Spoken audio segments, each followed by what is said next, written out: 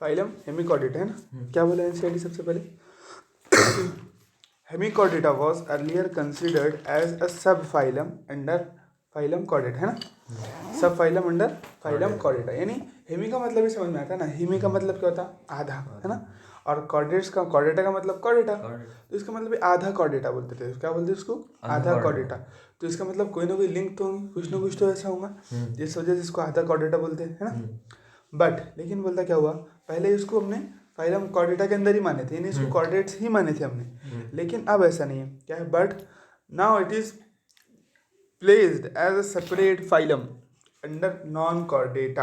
यानी अब क्या हुआ, हमारा वो कन्फ्यूजन क्लियर हो गया और हमने उसको कॉर्डेटा से निकाल के अब अलग पूरा एक फाइलम बना कर रख दिए, जिसका नाम क्या था? Hemy Chordata.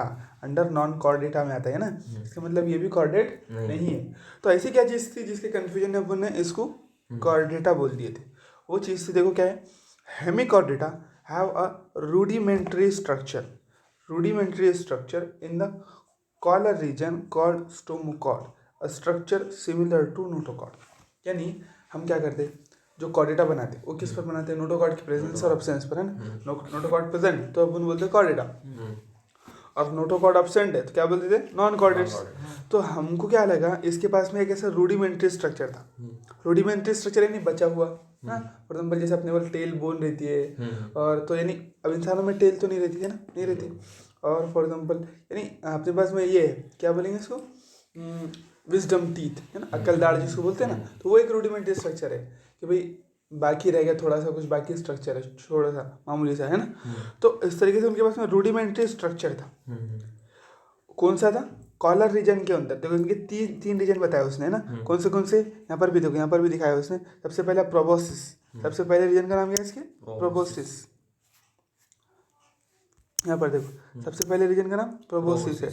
उसके बाद में ये कॉलर रीजन था, है ना। और उसके बाद में उसकी क्या आ रही है? फिर ट्रंक आ रही है ना। जो हमारे नेक से लेकर जो नीचे तक का हिस्सा था ना, उसको ट्रंक बोलते हैं, है ना। तो ये तीन स्ट्रक्चर इसमें भी है।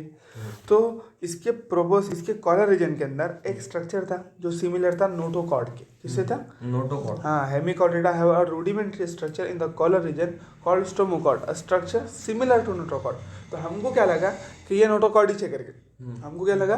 ये नोटोकॉर्ड ही है। इसीलिए अपन ने उसको क्या समझ लिए थे? कॉर्डेट समझ लिए थे। क्यों? क्योंकि नोटोकॉर्ड जिसमें प्रेजेंट रहती है वो तो कॉर्डेट्स है ना। हाँ, देखो वो स्ट्रक्चर यहाँ पर दिखाया भी उसने। देखो ये क्या है उसका? प्रोबोसिस है पूरा पूरा, और ये कॉलर रीजन है। ये क्या है उसकी? Collar region. देखो बताया अभी, कॉलर रीजन देखना है ना अपने को। देखो यहाँ से यहाँ तक के ये कॉलर रीजन है, ठीक है। ये पूरा ही कॉलर है। फॉर एग्जाम्पल देखो ये भी अगर तुमने मान लिए, देखो कहाँ पर, यहाँ से ये कॉलर रीजन माने अपन, है ना। कॉलर रीजन क्योंकि अभी दिखाया ना उसने। तो देखो ये स्ट्रक्चर दिख रहा पीला वाला, ये पीला वाला देख, स्टोमोकॉर्ड, है ना। स्टोमोकॉर्ड, तो ये स्ट्रक्चर था स्टोमोकॉर्ड, जिसको अपन ने नोटोकॉर्ड समझ लिया। स्टोमो का मतलब क्या होता? माउथ। स्ट्रोमा का मतलब माउथ होता ना, स्ट्रोमा यानी माउथ होता। और कॉर्ड यानी कॉर्ड यानी माउथ के पास में प्रेजेंट वाली कॉर्ड है ये। अपनी जो वो रहती है, क्या बोलेंगे उसको? नोटोकॉर्ड। वो पीठ के अंदर यानी बैक साइड में डॉर्सल रहती है, वो सारी चीज़ें रहती है। लेकिन ये वैसी तो नहीं थी, लेकिन उस जैसी थी। और ये माउथ तक की थी, देखो उसका ये माउथ है, ये माउथ है, तो माउथ के करीब तक की थी। इसलिए पुणे इसका नाम क्या रख दिए? स्टोमोकॉर्ड। और this is not a notochord. यानी सिमिलर तो है, वैसी वैसी दिख रही है थोड़ी थोड़ी, है ना, कुछ, लेकिन ये पूरी तरीके से नोटोकॉर्ड नहीं है। इसलिए अपन इसको स्टोमोकॉर्ड बोलेंगे। और ये देखो यहाँ से रहेंगे थोड़े से माउथ के प्रोपोसिस से लेकर, अपने को क्या याद रखना है कि ये कॉलर रीजन में है ना। ये कॉलर रीजन है उसका, देखो ये कॉलर रीजन। तो इसके अंदर क्या प्रेजेंट है? ये अपनी स्टोमोकॉर्ड प्रेजेंट है। बस ये स्ट्रक्चर इसमें इंपॉर्टेंट है और यही याद रखना है कि इस फाइलम को क्यों हम हेमिकॉर्डेटा बोलते थे। पहले हमने इसको क्यों कॉर्डेटा समझ लिए थे? क्योंकि ये जो नोटोकॉर्ड है इसको हमने ये जो स्टोमोकॉर्ड है इसको अपने नोटोकॉर्ड समझ लिए थे। इसलिए अब जिसमें नोटोकॉर्ड रहती है वो तो हमारे लिए कॉर्डेटा बन जाता ना, वो हमारे लिए क्या बन जाता? कॉर्डेटा। तो इसलिए हमने इसको पहले कॉर्डेटा समझकर उसी के एक सब फाइलम में रख दिए थे। लेकिन जब हमको मालूम पड़ा कि this is not a notochord, this is stomochord, तो फिर हमने क्या करे, इसको फाइलम से निकाल के अलग फाइलम बना दिया। ये किसी से मैच नहीं कर रहा, इसको अलग ही रख दो, ठीक। तो ये भी क्या है? एक नॉन कॉर्डेटा है ना। और स्टोमो का मतलब क्या होता है बोले मैंने? माउथ। और कॉर्ड का मतलब कॉर्ड।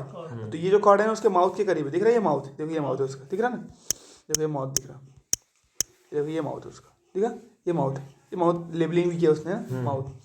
तो तो ये सारे स्ट्रक्चर देखो, ये अलग अलग डायग्राम में तुमको दिख जाएंगे। अगर ये डायग्राम देखेंगे इसमें भी दिख जाएंगे। देखो एक्चुअल में जो कॉर्ड है ना, एक्चुअल में कॉर्ड ये कॉलर रीजन में मौजूद है, दिख रही है कॉलर। देखो ये कॉलर रीजन है उसका, ये कॉलर रीजन है ना, ये कॉलर रीजन। इसको हम कलर चेंज कर लेंगे। देखो कुछ नीला कलर ले लेते। देखो ये कॉलर रीजन है, ठीक है, ये कॉलर रीजन। और इसमें ये कॉर्ड दिख रही है अपने को यहाँ पर, ठीक है ना। ये भी है यहाँ पर लेबलिंग यहाँ पर किया उसने, लेकिन ये पूरा प्रोबोसिस है उसका। क्या ये यहाँ से आता है कि प्रोबोसिस ग्लैंड करके बोलते हैं उसको अपन। यहाँ पर ये पूरा जो रीजन है ना, सामने की टोपी पूरी, तो ये पूरी प्रोबोसिस है उसका। ये प्रोबोसिस है। और इसके बाद से चालू हो रहा फिर ये कॉलम रीजन। यहाँ से कहाँ से देखो, अब ये तो नहीं चालू करेंगे, यहाँ से देखो ये पूरा उनका कॉलर रीजन, ये वाला, ये पूरा कॉलर रीजन। और साथ में क्या दिख रहा है तुमको, यहाँ गिल स्लिट्स भी दिख रहे हैं।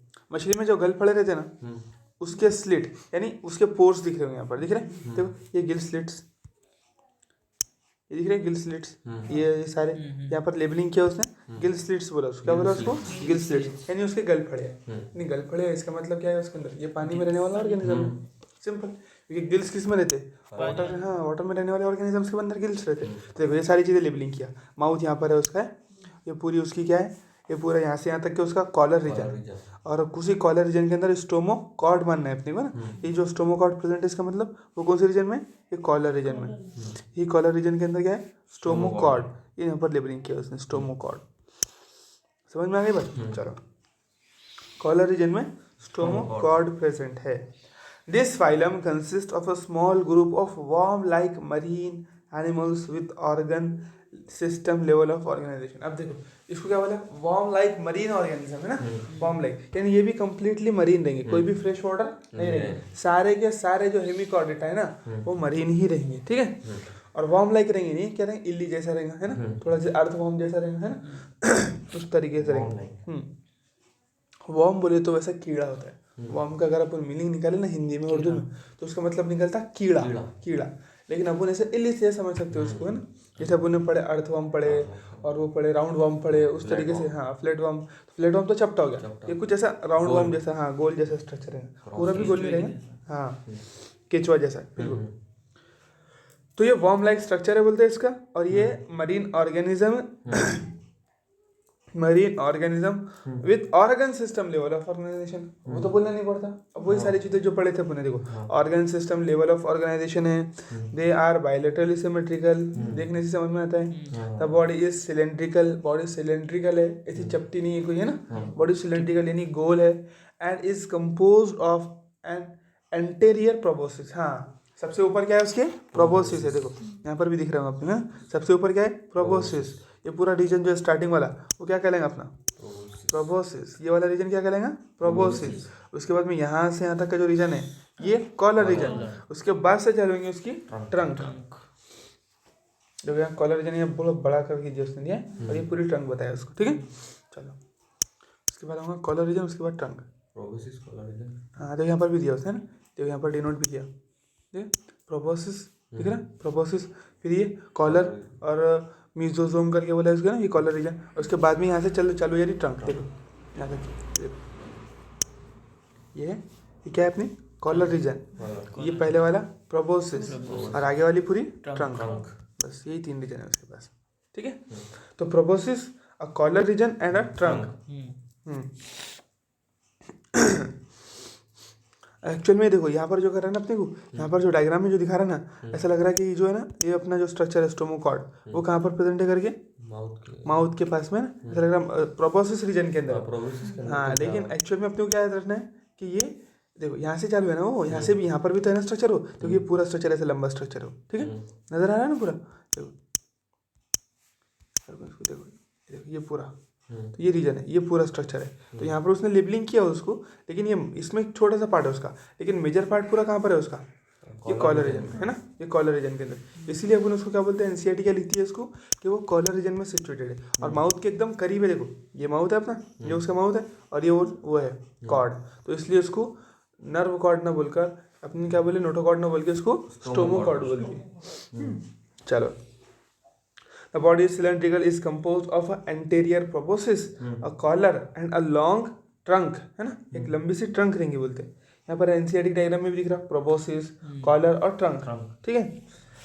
और circulatory system is of open type, ये बहुत इंपॉर्टेंट है। अब देखो ओपन सर्कुलेशन किस में पढ़े, ओपन सर्कुलेशन अर्थवॉर्म में पढ़े अपन ने, देखो हाँ वहाँ तक के तो सर्कुलेशन ही नहीं था, राउंड वॉर्म तक के तो कोई सर्कुलेशन जैसी चीज़ पढ़े ही नहीं थे, है ना। सबसे पहले एनालिट्स में आया, एनालिट्स में पहली मर्तबा पढ़े वो भी क्या थी, क्लोज। उसके बाद में आर्थ्रोपोड में ओपन टाइप पढ़ लिए। मोलस्का में क्या पढ़े थे, ओपन ही है ना, दिया नहीं क्लोज है ओपन है करके कुछ ऐसा बताया नहीं शायद, देख लो दिया ना इसमें नहीं दिया, इसमें दिया आर्थ्रोपोड में ओपन, हाँ आर्थ्रोपोड में ओपन है बिल्कुल।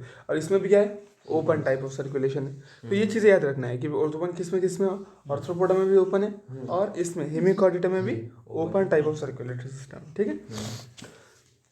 हाँ respiration takes place through gills. अब यहाँ तो इतनी बड़ी गिल्स दिखी ना, ये गिल्स स्लिट्स जो दिखी, इसके थ्रू क्या होगा, रेस्पिरेशन होने वाला है। चलो उसके बाद में क्या बोला, गिल्स की तरह respiration. Excretory organ is proboscis, तो ये जो प्रोबोसिस है ना अपना, ये एक्सक्रीटरी ऑर्गन है इसका। देखो एक्सक्रीशन का जो ऑर्गन है ना, इसके माउथ के भी ऊपर प्रेजेंट है, अलग ही काम है ना। तो एक्सक्रीशन के लिए जो ऑर्गन है वो माउथ के भी ऊपर प्रेजेंट है। Excretory organ is proboscis gland, sexes are separate, fertilisation is external. क्यों है बोलो, एक्सटर्नल पानी में रहने वाले हैं, बिल्कुल। Fertilisation is external, development is indirect. और एग्जांपल्स क्या क्या है, बेलेनोग्लोसस, सस्कोग्लोसस, ठीक है। चलो ये क्लियर पूरा।